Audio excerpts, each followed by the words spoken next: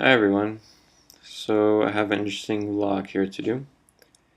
I'm going to take myself to the absolute, let's say, worst case scenario, worst fears, um,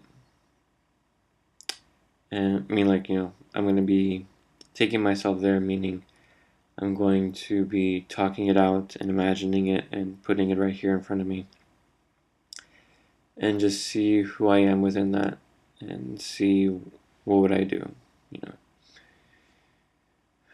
Okay, so I already sort of started, but then I saw that I can open this up in real time further, so I wanted to do the vlog. So it would be that first, I see it as a series of events. So first, um, let's say I would lose my family completely, everyone that I know personally, where I live. Then everyone who is, I say, supporting what's best for all, who are pushing for that point, that they also disappear. Let's say there's some horrible accident or something in the world, or whether you want nuclear warfare or whatever it may be, something happens, right? So everyone I know is gone. Everyone that I possibly could get in contact with is gone. So then what am I left with? I'm left with just myself, my body, right? So it would just be a point of survival. Then what would happen?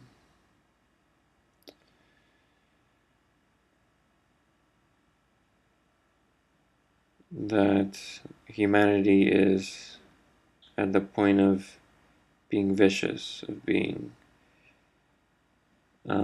just pure survival, where, let's say, complete disregard for other human beings.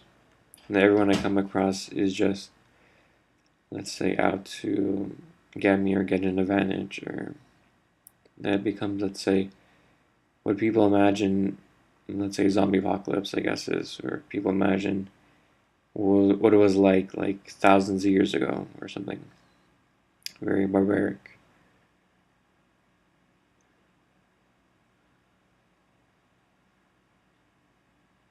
I mean, honestly, I'm saying all this, and there's still this point of, let's say, like a lightness within me, an enjoyment of myself. That's not really affected at all. That even more, it becomes more pronounced in a way. Like me, my body, I'm here. That's what I'm seeing right now within me. Like I can feel like within my arms, like the blood rushing through, like the strength, the power of that. Then now the question is, who would I be within physical hardship? Like if my body were to go through, let's say, pain, illnesses, diseases, starvation, like to have my muscles wither away, to face dehydration, to face all those physical um, things which actually real people in this world go through, even though we were not in that state of, let's say, 2,000 years ago in barbaric times, but it's still happening. Where yeah, there are people who are going through those physical illnesses, physical problems. So what would it be like to go through that personally? I mean, I've been through some moments in my life where was sick for, let's say, a considerable amount of time, where it was really uncomfortable, and in one case it was really painful, where in one case I had like this inflammation in my body where it was like pain all over my body. I couldn't sleep, so I was just kind of stayed awake. Um, when I went through that, I was really focused within my body, just breathing and just being here with my body, and just focus on that point. And that what, let's say, got me through it, is just focusing my body, keep being with here with my body, keep breathing. I guess similar to what with pregnancy, they always say keep breathing, keep breathing. It's similar to that.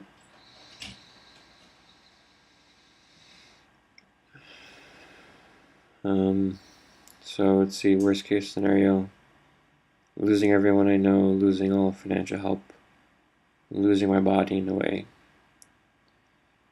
where it becomes really painful. And let's say like a sickness where I'm not able to move and like stuck and just staring at the ceiling.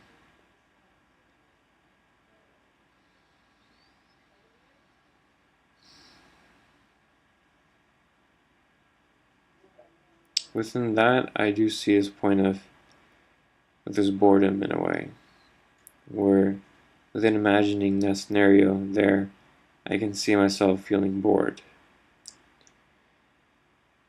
Where it'd be like a boredom that kills me in a way where I just feel so bored, so bored, so bored. There's like nothing going on, no stimulation. It's kind of like, when it's going to be over kind of thing. The boredom that kills me.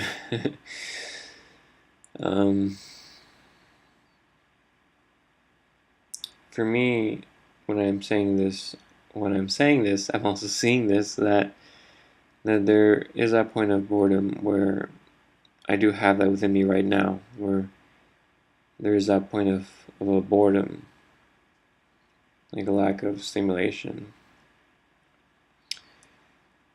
And I do see that I can actually write on that and correct that within myself, because that exists on some level within me. Even though I'm bringing it out through this example, I can see this within daily life.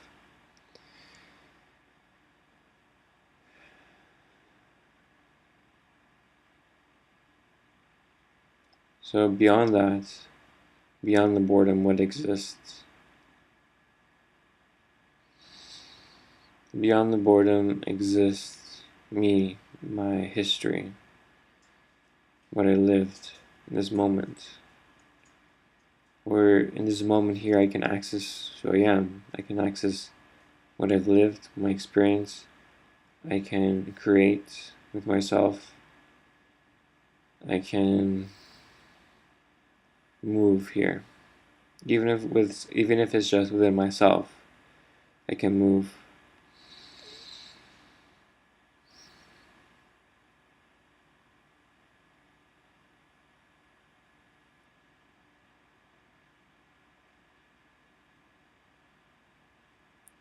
And what's interesting is, if you look at this point, that what I'm accessing within myself comes from my history, from my past, right? Because I've never really been in, let's say, like a horrible situation like war or barbaric times, or everyone dying, or being like a vegetable, losing my body, just being stuck in that state. I never really gone through that, right? I'm just imagining it. So everything that I'm imagining comes from my experience that I've already lived, right? That's what I'm accessing. So within that, I can see how, when I was a child, I was extremely bored many times. And that as a child, I was focused on being a good student because that's what I needed to do, let's say. But for there have been so many months that I've been just bored, where I was just like home alone and wanted to hang out with people, do things, but there's no one to like hang out with, no one that I knew. That I would try to like find things to do, but not really find anything. Have that memory. And in a way, like, I never really fully lived that point where I really get to enjoy people, because, for example, I would always connect with people through things like video games, for example, or through games, just like playing a game together, where there was always like some medium there, some something there which I connected with another person, but it's like to have like a direct connection with someone, like for real. That's something that I'm not really sure I've ever really experienced, like honestly. Because even when I look at, let's say, even my most intimate relationships, there is still that, let's say, almost like words or like definitions that separated us, where even that's separate intimacy, or our ideas or perceptions or our concepts or beliefs that separated us. Were to really just connect with someone, like who they are and who I am, and just that point of just being real, um, were just as simple as just walking together or something like that, where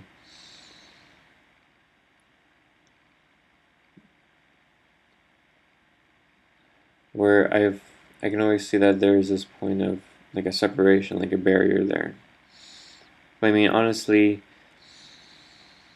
maybe that's just part of, us being separated within our bodies, within our minds, that, it's impossible for me to, let's say, share who I am as information, as my history, my years of experience. It's impossible to share, like somehow download or upload all that information to someone else. All I really have with another person is just this moment here speaking, just like I do with my blogs. This is just like a few minutes of my entire day. And in that moment here that you share with another person, that's all you really have.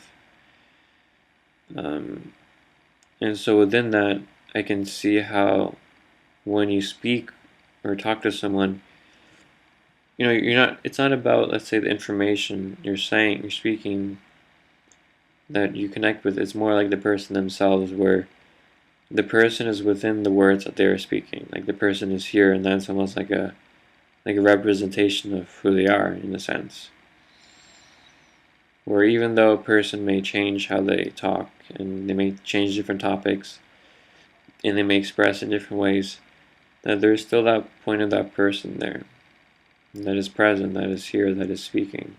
Like that's what you can say you connect with, not the rest of the stuff as ideas, like relationships, or they're a girlfriend or boyfriend, or even they're a girl or a boy, or they're a man or a woman, or they're this or that, like a doctor, or like professional, or smart or dumb, or whatever words.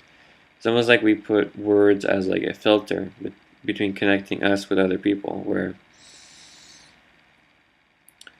when we see someone, we have all these words come up within us that describe them, who they are, like what we're thinking, and that becomes forms like a wall, like a barrier that prevents us from actually seeing who they are. Beyond that, beyond what our ideas and words are, or definitions for them are.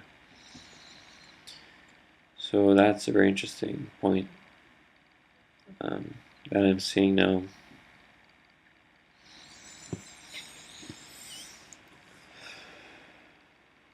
That our greatest limitation of connecting with another person is ourselves, our own barriers, our own blindnesses, our own walls. And that, you could say, is what drives us crazy when we are absolutely alone with ourselves. Like when I was saying before, if I was to be like a vegetable, like I would be stuck within my body, not able to do anything. I would just be stuck with myself, with that going crazy with boredom. And so what I'm seeing is that the reason why is because we have all these words and barriers that are formed of words that we define other people with. And what I'm picturing is if like we have like this barrier right here, like a wall around us. And so when you're just stuck with yourself, all you're seeing is your own words all the time. There's like no stimulation. So you're always seeing yourself. And so that's what you're stuck with.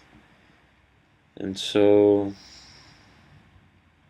for example, even the idea of stimulation, the idea of another person stimulating you, of another person entertaining you, all those words attached to that, that is the wall. That's the limitation. That's the blindness, where that's not really real. If we were, what I'm going to be doing for myself is deconstructing that, looking at that point of being entertained by another person, being stimulated by another person, where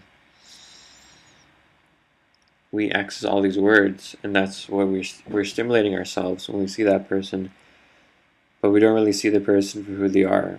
That is real. And that's, I see very clearly, that's what leads to the boredom, because it's that polarity where when we're entertained by someone else, we are bored when they're not there. So it's that stimulation by another person, that entertainment by another person. Where beyond that, there is that point where we really just enjoy, we really just see, we really just have fun in the moment. And it's not these sets of words or definitions that carry this baggage or negative energy like boredom. And yeah. So this is a 60-minute vlog, so I'm going to just say finally that if you're interested in exploring words, living words, working with words in yourself, your own self-definitions, the words you hold value to, you define, and that make up who you are, investigate soul, see their videos, look at what they're doing, what they're teaching, what they're showing. They're walking it step by step, hand in hand, and this is what they're all about. The School of Ultimate Living, Soul, and we're focused on living words. So hope you enjoyed this video, and have a good one. Bye.